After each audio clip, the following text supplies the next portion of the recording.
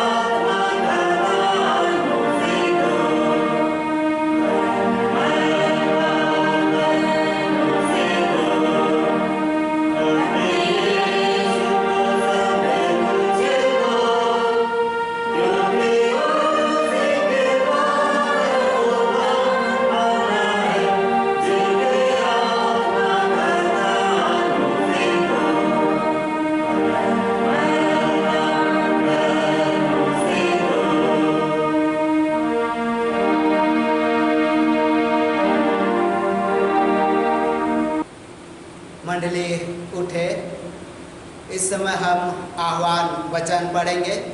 आह्वान वचन भजन संहिता से भजन संख्या 34 और पद संख्या 12 से लेकर 14 तक। आह्वान वचन भजन संहिता भजन संख्या 34 और पद संख्या 12 से लेकर आगे 14 तक। यहाँ पर परमेश्वर का जीवित वचन यूँ कहता है, वह कौन मनुष्य है जो जीवन की इच्छा रखता और दीर्घायु चाहता, ताकि भलाई देखे, अपनी जीभ को बुराई से रोक रख और अपनी मुंह की चौकसी कर कि उससे छल की बातें ना निकले।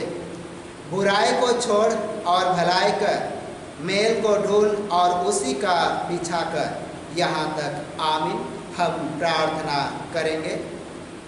त्रिएक परमेश्वर पिता पुत्र और पवित्र आत्मा के नाम से आमीन। हे सर्वशक्तिमान सृजनहार ईश्वर दयालु पिता, इस समय धन्यवाद देते हैं इस सुंदर समय और सुंदर दिन और सुंदर भोर के लिए, क्योंकि आज तूने अपने पवित्र आराधना के निमित्त हम सभी को यह मौका और अवसर दिया है और आज हम तेरे पवित्र ऑनलाइन आराधना में शामिल हो पाए हैं। हाँ प्रभु जी, इस समय हम सभी पुनः तेरे हाथों में सौंपे जाते हैं। आप ही यहोवा परमेश्वर कर हम हर एक के जीवन की अगुवाई कीजिए, ताकि यह आराधना स्तुति और महिमा हम दिल से करते हुए उस आत्मिक लाभ और अनुग्रह को प्राप्त करते हुए तुझे धन्यवाद दे सके। विनती उद्धार करता प्रभु यीशु के नाम से मांगते हैं, दया से सुन, अनुग्रह से ग्रहण कर। आमीन। मंडली बैठे। आराधना के लगातार में हम पहला गीत गाएंगे साक्षी वाणी से। साक्षी वाणी गीत संख्या 94 94। हमारे पास फिर यीशु ख्रिस्त भेज अपना आत्मा इष्ट।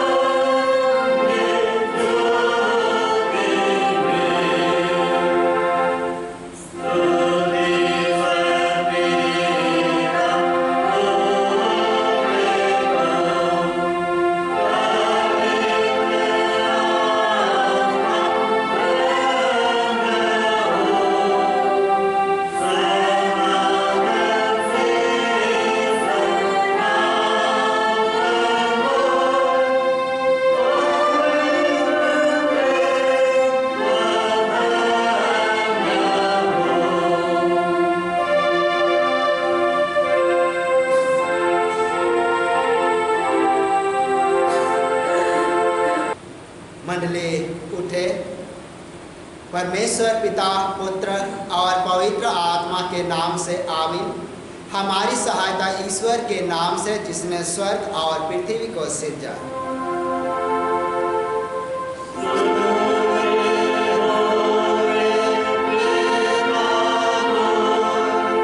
आमीन।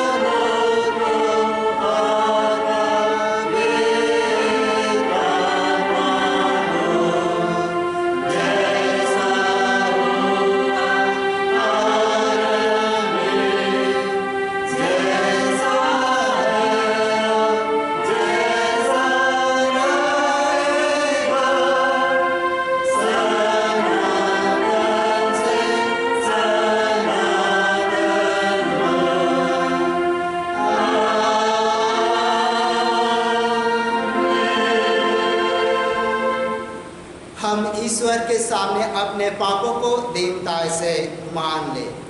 हे सर्वशक्तिमान ईश्वर दयालु पिता, हम दीनता से अपने सब पाप और अपराधों को तेरे सम्मुख मान लेते हैं।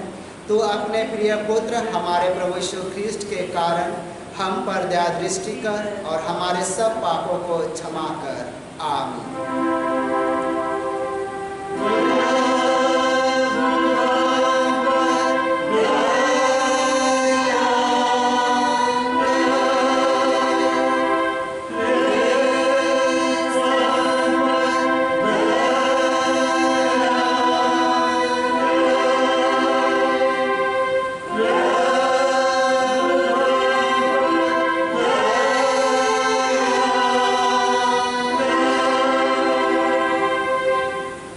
शांति वचन सुने, क्योंकि सबों ने पाप किया है और ईश्वर के प्रशंसा के योग्य नहीं होते, पर उसके अनुग्रह से उस उद्धार के द्वारा जो यीशु ख्रीष्ट में है संत में धर्मी ठहराए जाते हैं।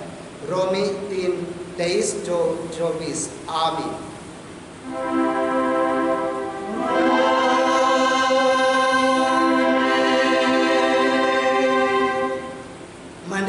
उठे, सबसे ऊंचे स्थान में ईश्वर का गुणानुवाद हो।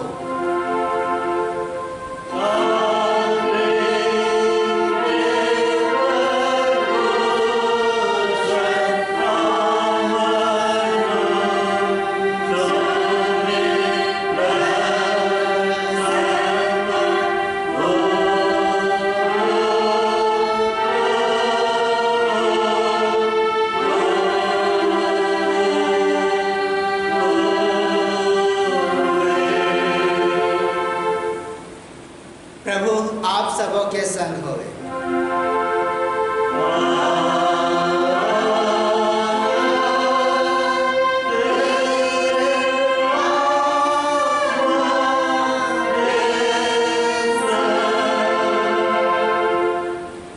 हम प्रार्थना करेंगे। हे प्रभु परमेश्वर सर्ववासी पिता, हम तुझे स्तुति और धन्यवाद देते हैं कि तूने अपने प्रिय पुत्र हमारे प्रभु यीशु ख्रीष्ट के द्वारा हमको पाप और मृत्यु और शैतान के बंधन से छुड़ाया और अपनी नीच जाति और बालक ठहराया है। हम तेरी विनती करते हैं कि तू पवित्र आत्मा से हमारी सहायता कर कि हम ऐसी तेरी कृपा को नित्य पहचान कर धन्यवाद के साथ ग्रहण करें और तेरी प्रसन्नता के योग्य चाल चले। हमारे मनों को पवित्र कर कि पाप हम पर प्रभुता करने ना पाए, वरन कि हम भले कार्यों के द्वारा इस संसार में ज्योति के समान हो, जिससे और लोग देखकर तेरी स्तुति करें। जीवन भर तू हमको अपने मार्ग पर चला कि हम इसके बाद स्वर्ग राज में पहुंचकर अनंत जीवन प्राप्त करें, हमारे प्रभु यीशु ख्रीष्ट के द्वारा। आमीन।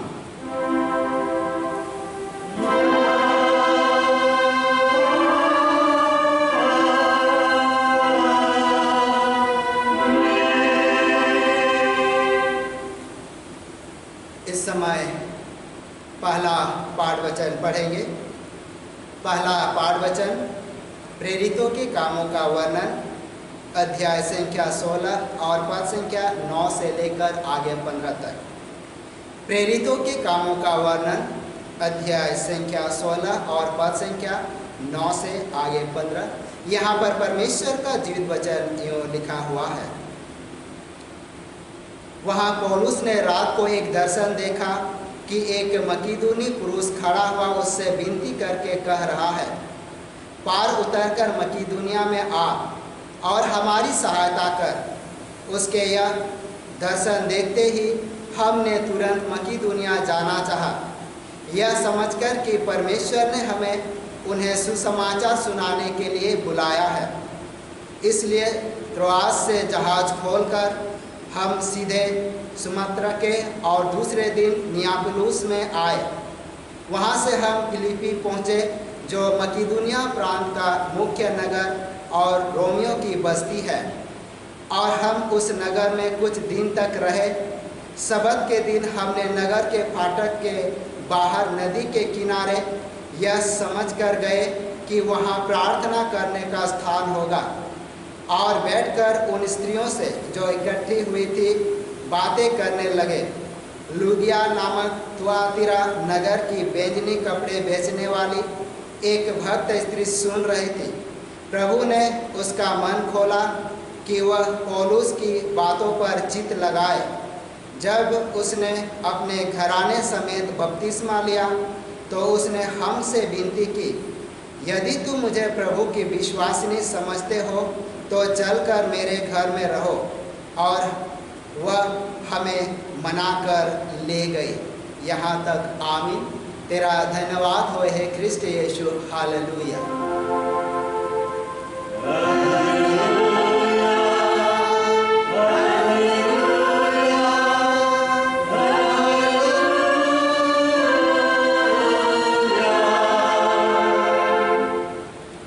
अब हम समस्त ख्रिस्तानी कलीसिया के संग मिलकर अपना महापवित्र विश्वास वचन मान लेकर यूँ कहे, मैं विश्वास करता हूँ परमेश्वर पिता पर, जो स्वर्ग और पृथ्वी का सर्वशक्तिमान सृजनहार है, और उसके इकलौते पुत्र अपने प्रभु यीशु ख्रीस्त पर, जो पवित्र आत्मा से गर्भ में आया, कुंवारी मरियम से उत्पन्न हुआ, पांतुस पिलातुस की आज्ञा से दुख उठाया, क्रूस पर चढ़ाया गया, मर गया और गड़ा गया, पाताल में उतरा, तीसरे दिन मृतकों में से जी उठा, स्वर्ग पर चढ़ गया और परमेश्वर सर्वशक्तिमान पिता के दाहिने हाथ बैठा है, जहाँ से वह जीवतों और मृत्यु का विचार करने को फिर आएगा।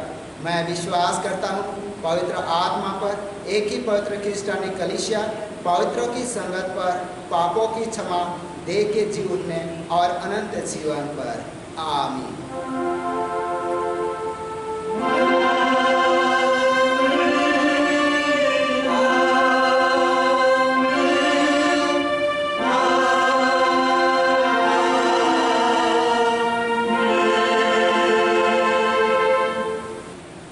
मंडली बैठे। आराधना के लगातार में दूसरी गीत गाएंगे साक्षी वाणी से। साक्षी वाणी गीत संख्या 256। साक्षी वाणी गीत संख्या 256। राज तेरा बढ़ता जाता है, हे प्रभु दयावान।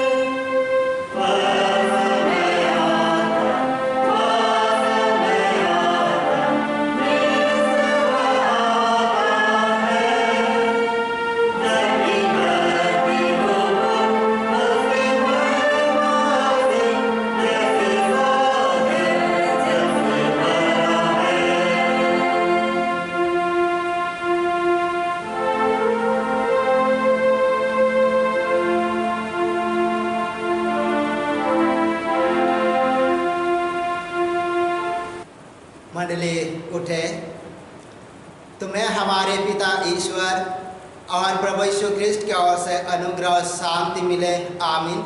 हम प्रार्थना करेंगे। हे सर्वशक्तिमान से जनहार ईश्वर दयालु पिता, इस समय हृदय से धन्यवाद देते हैं सुंदर समय के लिए, सुंदर अवसर के लिए। और तूने यह मौका दिया है कि आज हम तेरे पवित्र वचनों में से सीखना चाहते हैं, समझना चाहते हैं और अपने जीवन में अधिकार से लागू करना चाहते हैं, ताकि यह वचन हमारे जीवन के लिए उद्धार और आशीष का कारण ठहरने पाए। विनती उद्धार करता प्रभु यीशु के नाम से मांगते हैं, दया से सुन, अनुग्रह से ग्रहण कर, आमीन। और इस समय हम पवित्र वचन पढ़ेंगे।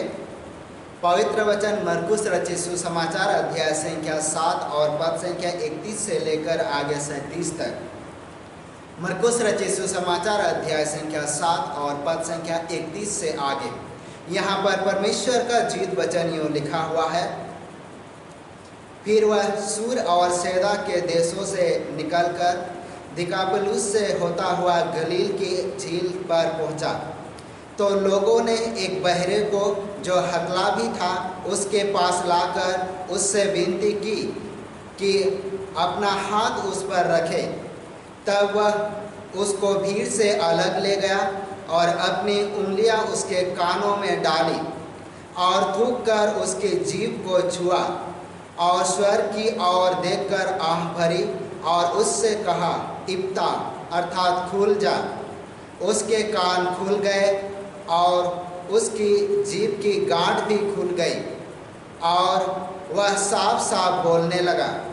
तब उसने उन्हें चिताया कि किसी से ना कहना, परंतु जितना उसने उन्हें चिताया उतना ही वे और प्रचार करने लगे।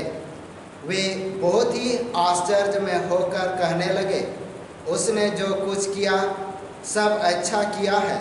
वह बहिरों को सुनने की और गूंगों को बोलने की शक्ति देता है।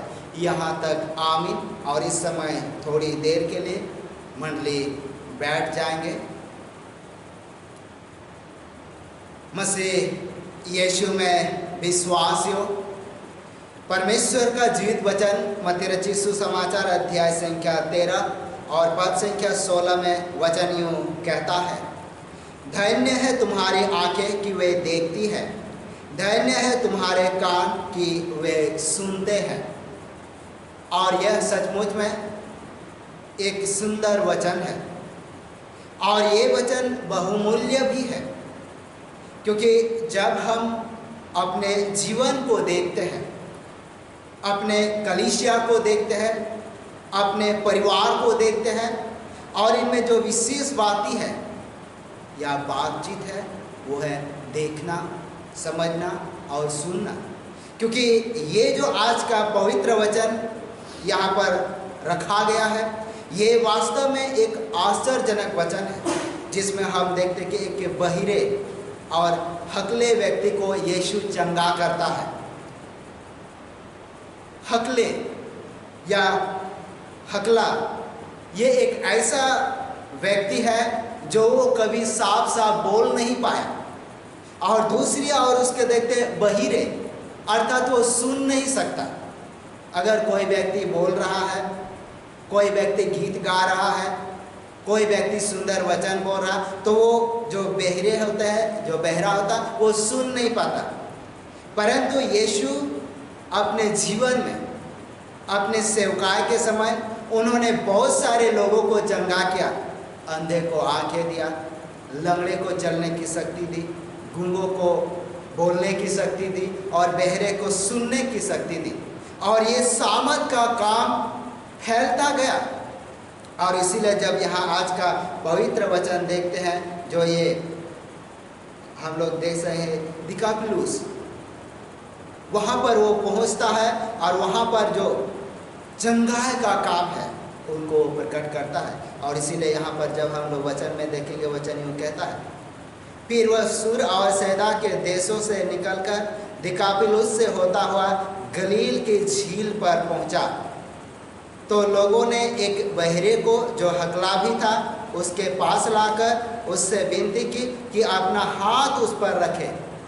और यहाँ जो बहरा है, जो हकला भी था, उसके गार्जियन ने उसे विनती किया कि प्रभु इस पर हाथ रखे तो वो चंगा हो जाएगा।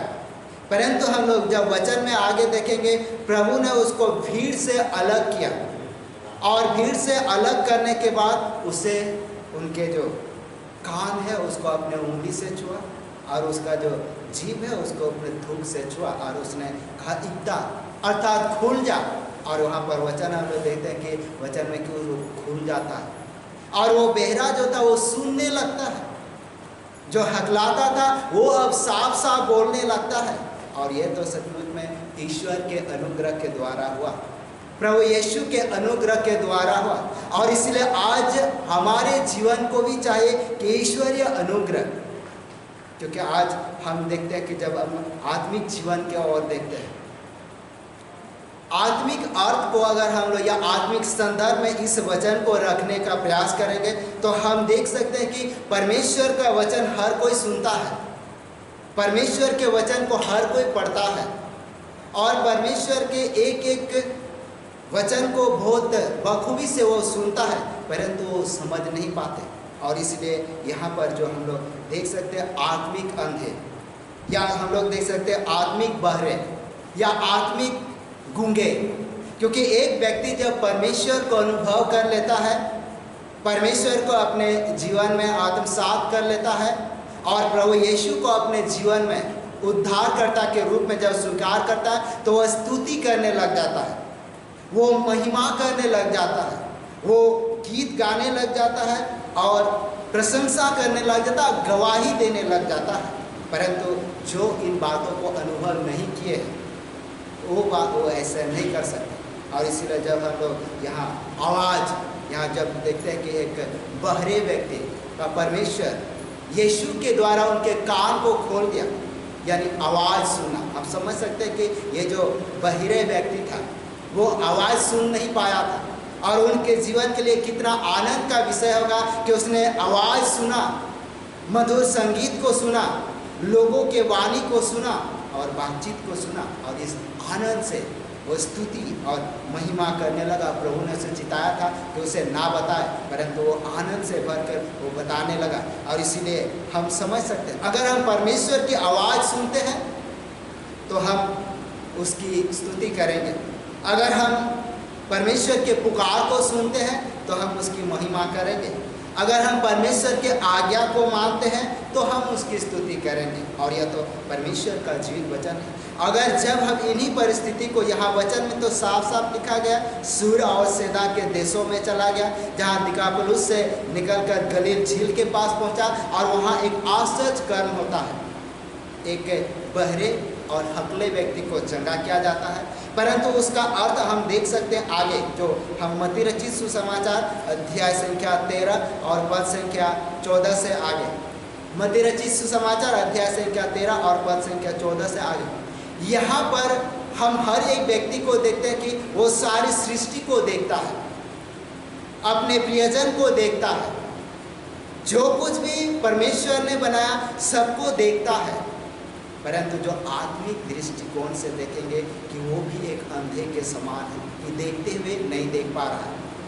हम आत्मिक दृष्टिकोण से कुछ लोगों के जीवन को देख सकते हैं, वो एक बहरे के समान है, वचन उसके पास है, वचन प्रचार करने वाला उसके पास है, वचन समझाने वाला उसके पास है, परंतु वो सुन नहीं सकते। और इसीलिए यही बात को आगे भी हम लोग जब मत्ती रचित सुसमाचार अध्याय संख्या 13 और पद संख्या 14 से आगे पढ़ेंगे तो यहाँ वचन में लिखा हुआ है, उनके विषय में यशायाह की यह भविष्यवाणी पूरी होते ही तुम कानों से तो सुनोगे पर समझोगे नहीं, और आँख से तो देखोगे पर तुम्हें ना सूझेगा, क्योंकि इन लोगों का मन मोटा हो गया है और वे कानों से ऊंचा सुनते हैं और उन्हें अपनी आंखें मूंद ली है।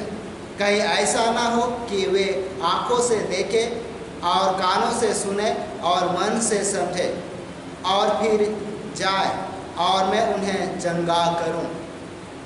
ये ईश्वरीय वचन है।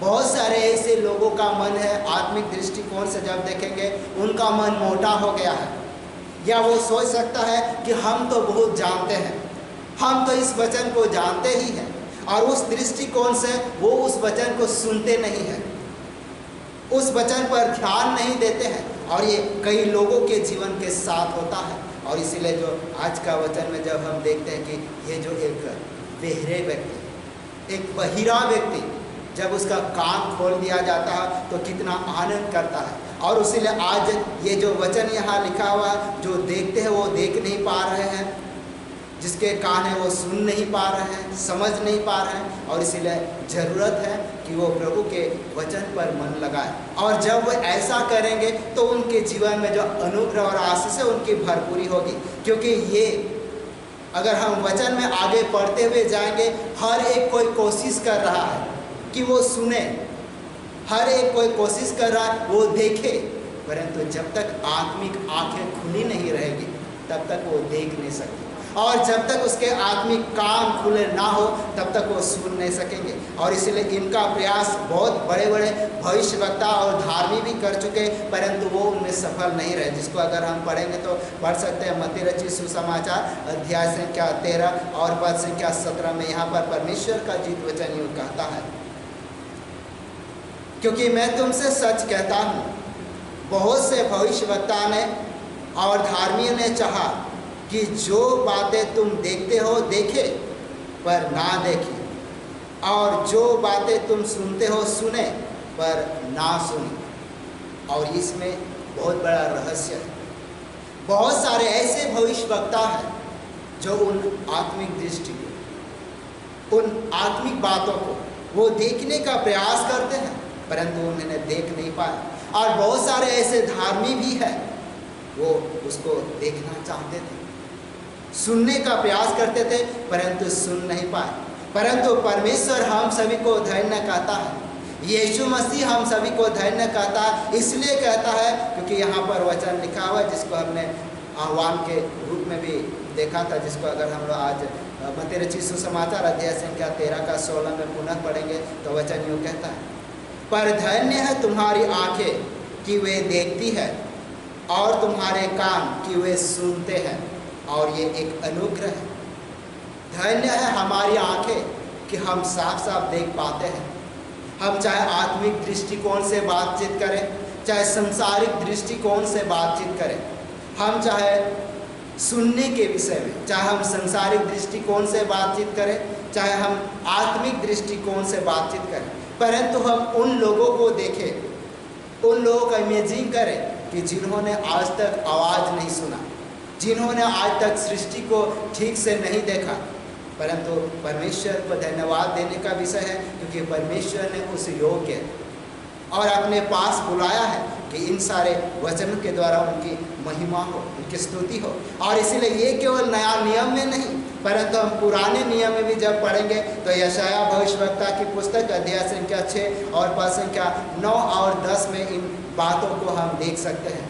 और इसीलिए चाहिए कि हम वचन में बने रहें, क्योंकि हम सुने।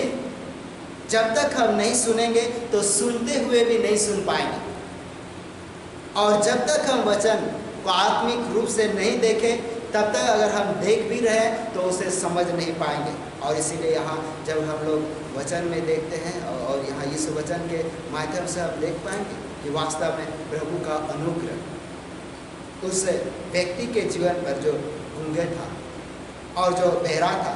और ये केवल यही नहीं, परंतु प्रभु यीशु ने इससे भी पहले बहुत सारे लोगों को चंगा किया था, जिसको हम पढ़ सकते हैं। तो मत्ती रचित सुसमाचार या तो हम मरकुस रचित सुसमाचार अध्याय संख्या 5 और पद संख्या 20 में हम इन बातों को पढ़ सकते हैं। और यहाँ और भी चंगाई के विषय में जो लिखा गया है, अगर हम उसे पढ़ेंगे तो पढ़ सकते हैं मरकुस रचित सुसमाचार अध्याय संख्या 8 और पद संख्या 23 से आगे, या तो यूहन्ना रचित सुसमाचार अध्याय संख्या 9 और पद संख्या 6 से आगे।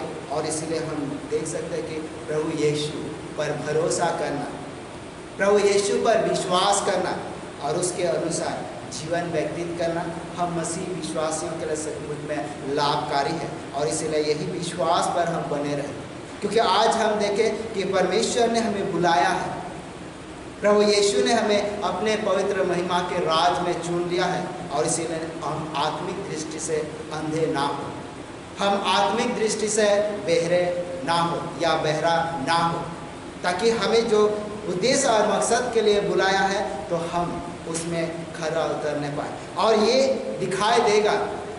दिखाई इसलिए देगा अगर हम आत्मिक रूप से गूंगे नहीं हैं तो हम साफ तौर पर ईश्वरीय आराधना, स्तुति और महिमा करेंगे, हम उसकी प्रशंसा करेंगे। अगर हम आत्मिक रीति से अगर बहरे नहीं है, हमारे कान खुले हुए हैं, तो हम ईश्वर की आवाज़ को सुनेंगे। ईश्वर हमसे क्या कहना चाहता है, ईश्वर के उस पुकार को सुनेंगे कि वो क्या बताना चाहता है और क्यों बुलाना चाहता है। और इसलिए जब हम देखेंगे कि जब हमारे कान खुले होंगे तो हम उसके आज्ञा को मानेंगे, क्योंकि उसके आज्ञा को हम अपने जीवन में लागू कर सकेंगे। तो निश्चय हर एक मसीही जीवन के लिए यह उचित है कि पवित्र बाइबल के अनुसार हम अपने जीवन का यापन करें, हम जीवन को आगे बढ़ाएं। अगर हम ऐसा ही करेंगे तो परमेश्वर हमें अपने अनुग्रह से परिपूर्ण करेगा। और इसलिए परमेश्वर चाहता है कि हम उसके निकट आए, क्योंकि आज हमारा देश संकट से गुजर रहा है, आज हमारी कलीसिया संकट से गुजर रहा है, आज हमारे विश्वासी जन संकट से गुजर रहे हैं। और ऐसी स्थिति में चाहे कि वो प्रभु के निकट समर्पित हो, अपने आप को प्रभु में समर्पित करें, क्योंकि सृष्टिकर्ता तो परमेश्वर ही है और चंगा करने वाला भी परमेश्वर है और संकट से छुड़ाने वाला भी परमेश्वर है और आशीष और बरकत से परिपूर्ण करने वाला भी ईश्वर ही है। तो निश्चय जब हम आज इस पवित्र वचन को देखते हैं और इस वचन में जब आगे पढ़ेंगे तो हम देखते हैं कि उस पर भरोसा करना, उसकी आज्ञा मानना। और जिस प्रकार यहाँ गूंगे और उस बहरे व्यक्ति को चंगा किया गया, वैसे हर एक दुख और संकट में पड़े या तो हर एक आत्मिक रूप से गूंगे और बहरी व्यक्ति को चंगा किया जाए और वो ईश्वरीय आराधना में लौलीन होने पाए। तो निश्चय आज हम सभी इस वचन के माध्यम से, जिसमें हम लोग आगे बढ़ेंगे और आज के इस पवित्र वचन के माध्यम से हमारा घराना उद्धार और आशीष को प्राप्त करेगा। परमेश्वर इस वचन के माध्यम से हम हर एक को आशीषित करेगा। आइए हम प्रार्थना करेंगे। हे सर्वशक्तिमान ईश्वर दयालु पिता, इस समय हृदय से धन्यवाद देते हैं सुंदर समय, सुंदर मौका के लिए। हाँ पिता परमेश्वर, और आज तूने वचन रूपी बीज हमारे जीवन में, हृदय में बोया है। होने दे पिता परमेश्वर, हम तेरे पवित्र वचन में रहते हुए और जिस प्रकार हे प्रभु यीशु तूने यहाँ पर एक बहरे और एक गूंगे हकला व्यक्ति को तूने चंगा किया है, और ये तो संसारिक दृष्टिकोण से, शारीरिक दृष्टिकोण से तूने चंगा किया है, परंतु हम आत्मिक दृष्टिकोण से अपने आप में देखते हैं। हम भी किसी ना किसी रूप में चूकते हैं। हम खुलकर जय जयकार, खुलकर महिमा, खुलकर स्तुति नहीं कर पाते हैं, परंतु जब तू हमारे मुंह को खोल देगा और उस समय हम ढेर सारी स्तुति, प्रशंसा और धन्यवाद सच्चे हृदय से कर पाएंगे। और साथ ही साथ तो हमारे कानों को खोलना चाहता है ताकि हम तेरे पुकार को सुन सके, तेरे आवाज़ को सुन सके, तेरे आज्ञा को सुन सके और जीवन में आगे बढ़ते हुए तुझे हृदय से महिमा, स्तुति और धन्यवाद दे सके। हाँ प्रभु जी, सारी बातों को तेरे हाथ में सौंप देते हैं। विनती उद्धार करता प्रभु यीशु के नाम से मांगते हैं, दया से सुन, अनुग्रह से ग्रहण कर। और ईश्वर की शांति जो समस्त ज्ञान से ऊर्ध्व है, ख्रीष्ट यीशु में प्रत्येक के हृदय और मन की रक्षा करें अब से सनातन हो। आमीन। आराधना के लगातार में तीसरी गीत गाएंगे साक्षी वाणी से। साक्षी वाणी गीत संख्या 322। साक्षी वाणी गीत संख्या 322। सुन ले मेरे भाइयों, मसीह जी मेरा दुनिया में आया।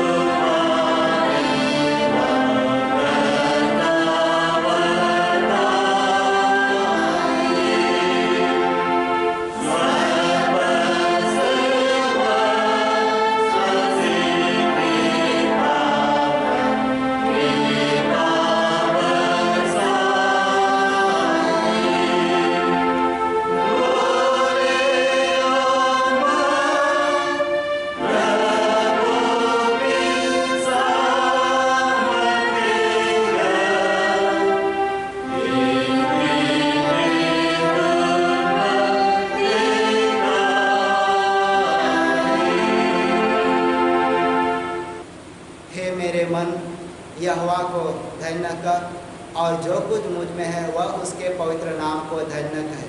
हे मेरे मन यहोवा को धन्य कर और उसके किसी उपकार को ना भूलना। वही तो तेरे सारे अधर्म को क्षमा करता है और सारे रोगों से चंगा करता है। आमीन। हम प्रार्थना करेंगे। हे जीवित अति अनुग्रहकारी प्रेमी पिता परमेश्वर, और धन्यवाद देते हैं प्रभु यीशु ख्रिस्ट उद्धार करता, और हे अगुवाई करने वाला पवित्र आत्मा, और इस समय धन्यवाद के साथ हम सभी तेरे निकट आते हैं।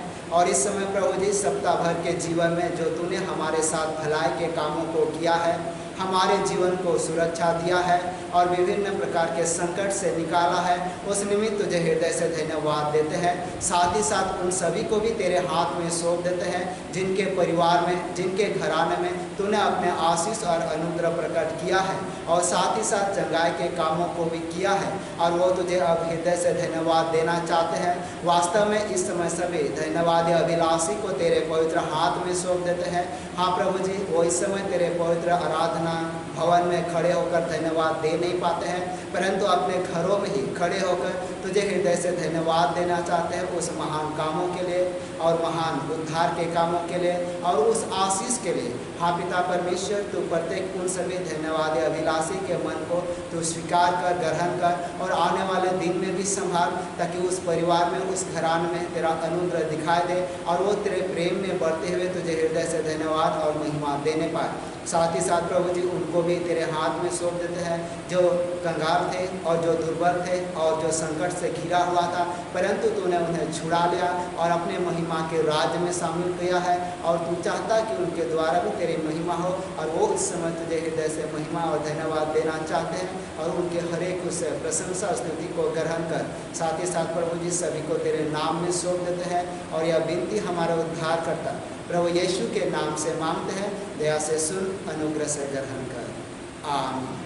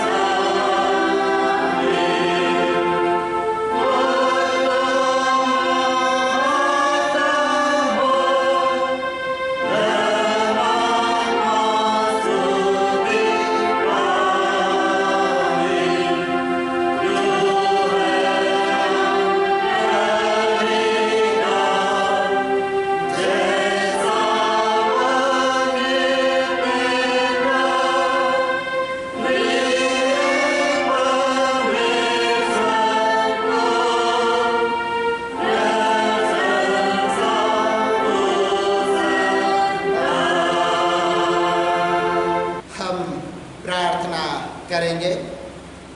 हे प्रभु स्वर्गवासी पिता, हम तेरी विनती करते हैं, अपनी क्रिस्टियानी कलीसिया और उसके सारे सेवकों की अगुवाई कर कि वे तेरे वचन के निर्मल उपदेश में ठहरे, जिससे सच विश्वास और प्रेम हम में बढ़े और दिलिया जाए।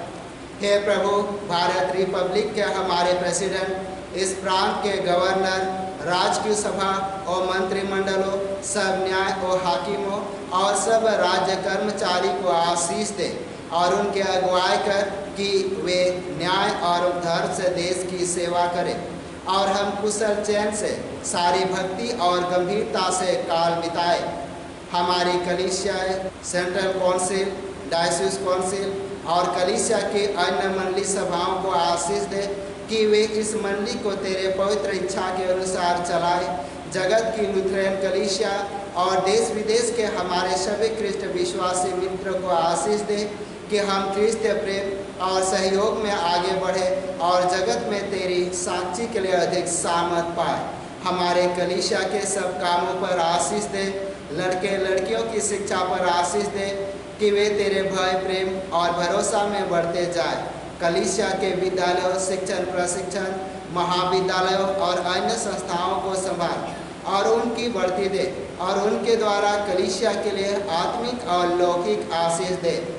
खेती बाड़ी और हर एक काम उद्यम को सफल कर, जिससे हर कोई सुविवेक से तेरे आगे चले और अपनी जीविका आप ही पाए।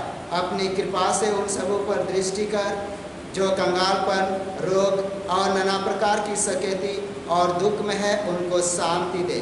और इसमें प्रार्थना है प्रभु जी, प्रार्थना के द्वारा हमारे कलीसिया के सभी प्रियजन, सभी परिवार, सभी घराने और सभी विश्वासियों को तेरे पवित्र हाथ में सौंप देते हैं। हाँ प्रभु जी, आप ही उनके जीवन के साथ कर उनके जीवन के अगुवाई कीजिए। और पिता परमेश्वर, जो वचन तू हमें सिखाना चाहता है वो हर एक के जीवन में अधिकार से बसने पाए और हर एक प्रकार के दुख, संकट और परेशानी से बचाए रहे। और तू अपना शांति और अनुग्रह प्रकट कर। साथ ही साथ उन सभी को तेरे हाथ में सौंप देते हैं, जबकि वो इस समय पवित्र ऑनलाइन आराधना में शामिल हो पाए हैं। और उन सभी को भी तेरे हाथ में सौंप देते हैं जो इस पवित्र आराधना में शामिल नहीं हो पाए हैं, परंतु तू उनके साथ होकर भी उनके जीवन के अगुवाई कीजिए, ताकि तू चाहता है कि वो भी तेरे पवित्र प्रेम में बने रहे, तेरे पवित्र अगुवाई में चलते हुए जीवन को सफल करने पाए। हाँ प्रभु जी, संसार, शैतान और दुष्टता से बचाए रहे और अपना प्रेम और सामर्थ हर एक विश्वासी और प्रियजनों के जीवन में उड़े, ताकि तेरे प्रेम में निरंतर आगे बढ़ते हुए तुझे धन्यवाद और महिमा मिलने पाए। साथ ही हमारे कलीसिया के सब भाई बहनों की रक्षा कर जो दूसरे देश में चले गए हैं, कि वह सब जोखिम और परीक्षा में विश्वासी ठहरे। हम उनके लिए भी तेरी विनती करते हैं जो मंडली से निकाले गए व उलट हुए हैं, उन पर दया कर कि वे सच्चे पश्चाताप से तेरी ओर फिरे। सब मनुष्य का त्राणी ठहर और उन पर जो अंधियारे में बैठे हैं मुक्ति का उजाला प्रकाश कर। हमको अपश्चातापी मृत्यु से बचा और अंत में अपने प्रिय पुत्र हमारे प्रभु यीशु ख्रीष्ट के द्वारा स्वर्ग राज में ग्रहण कर। आमीन। हम प्रभु की प्रार्थना से प्रार्थना करेंगे। हे हमारे पिता, तू जो स्वर्ग में है, तेरा नाम पवित्र किया जाए, तेरा राज आए, तेरी इच्छा जैसे स्वर्ग में से पृथ्वी पर भी हो। हमारे प्रतिदिन की रोटी आज हमको दे और हमारे अपराधों को क्षमा कर जैसे हमने अपने अपराधियों को क्षमा करते हैं। और हमको परीक्षा में मत डाल, परंतु बुराई से छुड़ा, क्योंकि राज और पराक्रम और महात्म सदा तेरी ही है। आमीन।